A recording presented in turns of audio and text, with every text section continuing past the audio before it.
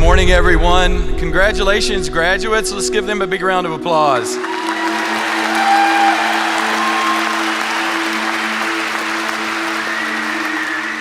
It's my pleasure today to provide an introduction to today's speaker, Ashraf Habib-Ullah. Many students, when they graduate, sometimes they forget the commencement speaker. I don't think that will be the case today. Ashraf is a structural engineer and is president and CEO of Computers and Structures Incorporated, which he founded in 1975.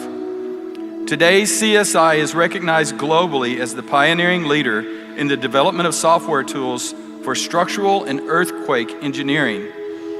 The software is used by thousands of engineering firms in over 160 countries for the design of landmark projects such as the Freedom Tower in New York City, the Burj Khalifa Tower in Dubai, and the Bird's Nest Stadium in Beijing.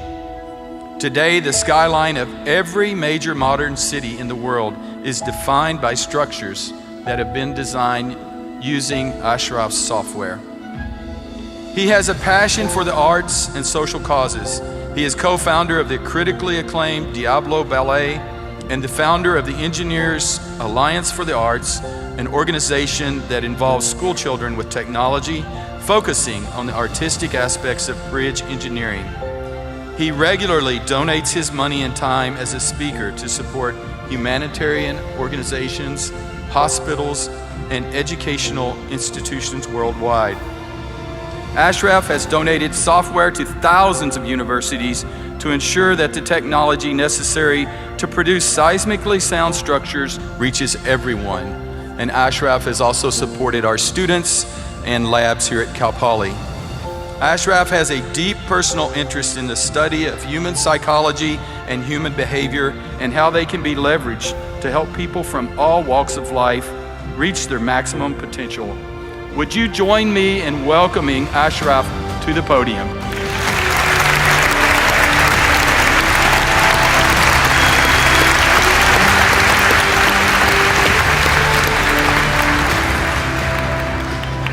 Well, thank you so much. I just didn't know I was that good. I just have to tell you, I love Cal Poly. I mean, I have friends here that are students. I have friends that have graduated from here to become amazing young professionals. And I have friends that graduated literally 40 years ago. And I have so many incredible stories. But those are for another time. Today, this day is about you, to celebrate you. And you know what?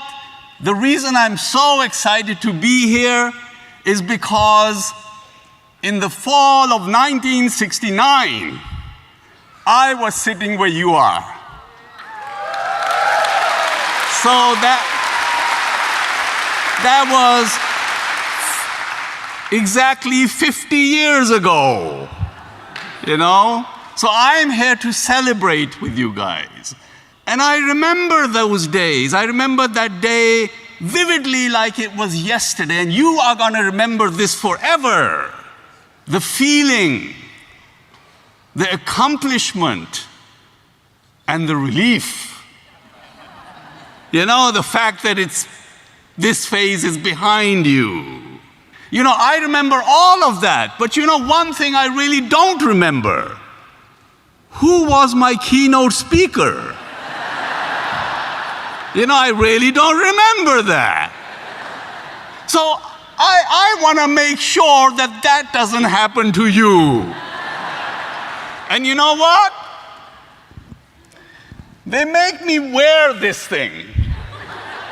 They say I need to look respectable. Well, you know, I'm here to celebrate with you guys. Why do I have to look respectable? You know? So I'm going to take this thing off.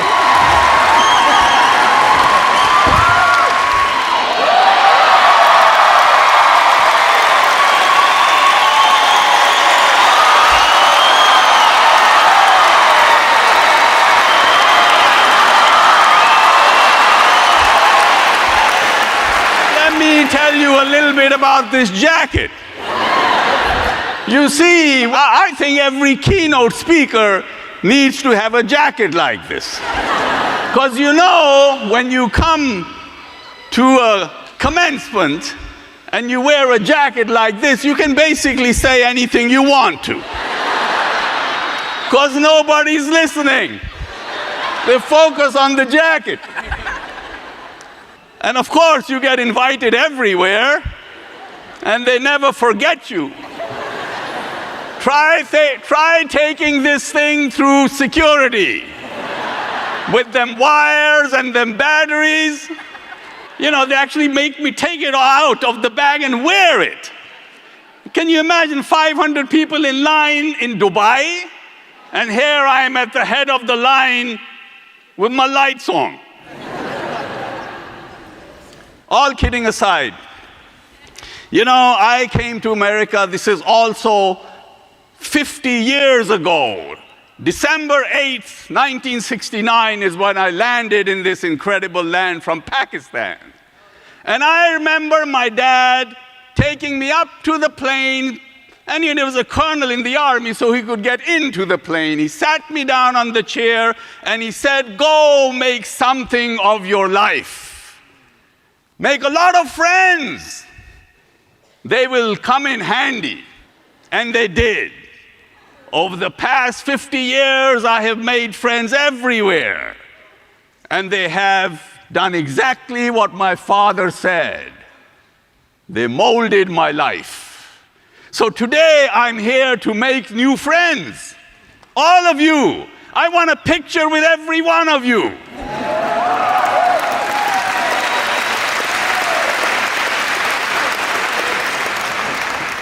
I was thinking, what should I really talk about? Then it occurred to me that students are usually broke. All 4 years they struggle for money. So I thought maybe that's a good topic, because I really want all of you to be rich. So I thought I'd start with that. There's a research report out there which says that only 15% of your financial success is based upon your technical knowledge or basically the stuff you learn in school. You know, you'll make a good living. But if you learn the other 85%, which they say is based upon what they call human engineering,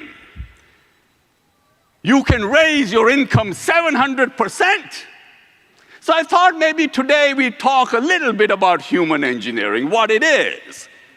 It's basically your ability to lead people, to create paths for them so they follow you and become better.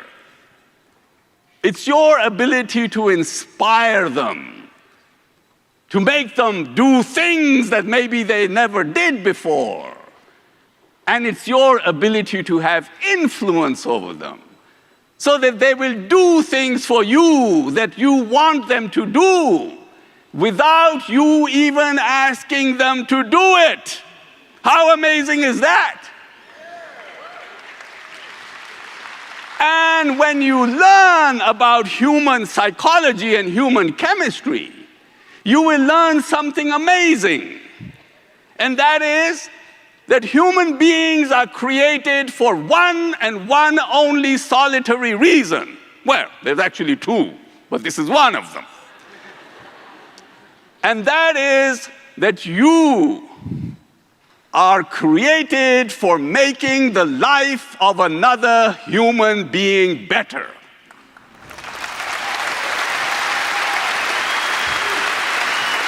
That's not religion. It's not something that I've cooked up. It's not voodoo. It's part of your human chemistry. That's the way you are built. It's the way your constitution is. That is the reason why when you do something nice for somebody, you actually feel amazing. Nature has created a reward system when you do the things that nature wants you to do, it rewards you with an amazing feeling. Have you ever thought, why would anybody like you? I mean, has it ever occurred to you? I mean, why would you like me? Because of my lighted jacket? Or my Madonna hat? How about them Madonna boots? No. People like you for only one reason, and you learn this, and it's best that you learn it when you're young. It will serve you well. People like you for only one reason, and that one solitary reason is how they feel about themselves when they are in your presence. That's what makes them like you.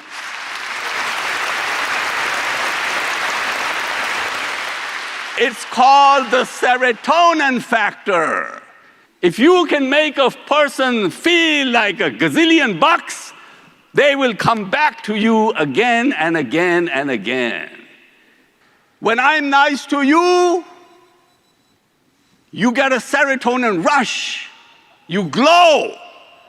When I see that, I get a serotonin rush. I glow. And when all of these people around watch that interaction, they get a serotonin rush. Why do you think game shows are so popular? You know, there's a girl jumping up and down, winning a car. She's happy as whatever.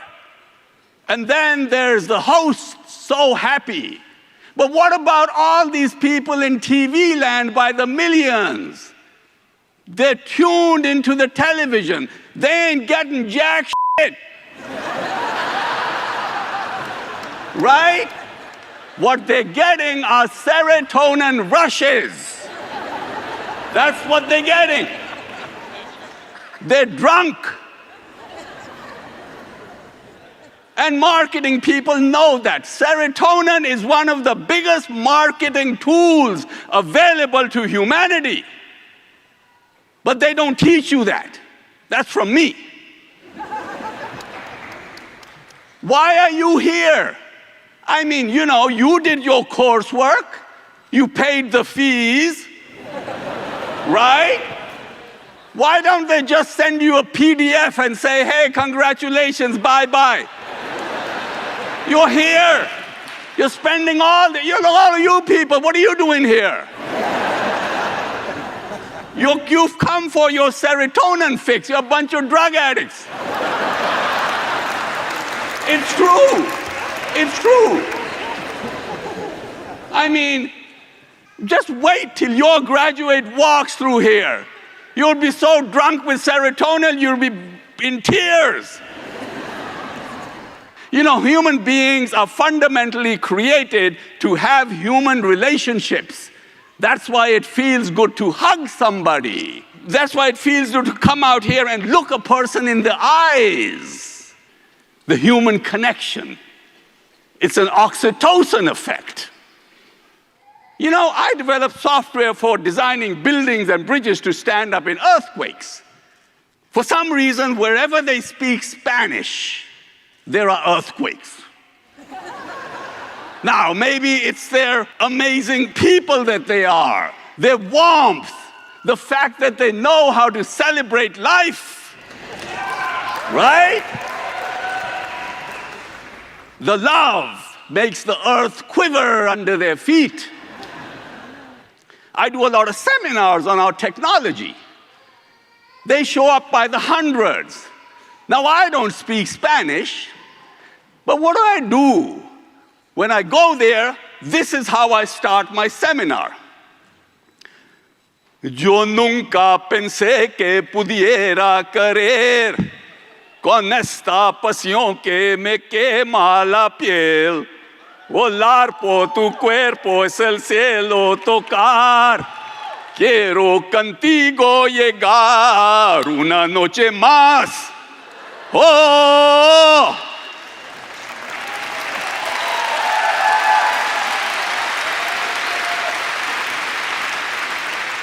Now, I haven't the foggiest idea what that means, because I don't speak Spanish. But what does it do to an audience that speaks Spanish? 2,000 of them. It connects you with them. It gives them an oxytocin rush, makes them feel amazing about themselves. And what does that do? That bonds them with you. From that point onward, you can do no wrong. So learn about human psychology and human chemistry. It'll serve you well. It'll make you rich. You know, when you have amazing instructors like you have at this university, they don't just teach you. Implicitly, they instill into you a willingness to learn. And that stays with you. Psychologists will tell you, you don't learn by being taught. You don't learn by being told. You learn by absorbing the environment that you are in. So even after you leave the university, all through your life, you are like this information sponge. You look at something and you want to learn it. The other thing that you learn, without even knowing it, is to be able to think logically. So you can figure out stuff for yourself. You know, one of the greatest things that I learned without even knowing it in college is my friends. Just by being around them, they taught me how to live out of my comfort zone. They made me shameless. Look at this. But it has served me well. So living out of your comfort zone is the most important things that you need to think about, because these are the most amazing times for you to graduate. When I came to Berkeley 50 years ago, I thought I was the most luckiest person because they had just put humanity onto the moon and computers were just getting started. Now I look at the opportunities you have today. And with the background that you've received here, you can step into any field. So try anything. Try everything. You know, the biggest tragedy in life is not death. The biggest tragedy in life is arriving at the end of your life and looking back at all of the opportunities that you missed because you were afraid to step out of your comfort zone and answer the door when opportunity knocked. At that point, you wouldn't have to worry about how you're going to die, because that thought alone will kill you. Don't let that happen to you. Try everything. Because when you try everything, you will find that passion will find you. I mean, I wanted to be a rock star. I wanted to come to America, put Elvis Presley out of business, and run away with Mary Tyler Moore. When it turned out that that probably was not going to happen, I became a structural engineer. And it's been amazing. When you try everything, eventually passion will find you. And you will end up having such an incredible job that you're willing to do it for free. How amazing is that? There will be no difference between your work and your play. Every person will be looking at you and wondering, is this sucker working or is he playing? You're actually doing both. And at that point, you would have mastered the art of living.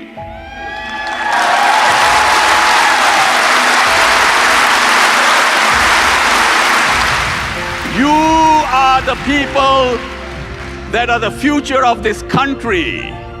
You are the ones that are going to create the next Uber app, $50 billion worth. My God, what is that? What is Uber?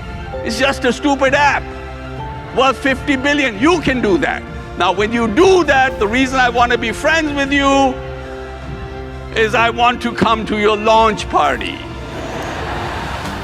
The world is out there waiting for you.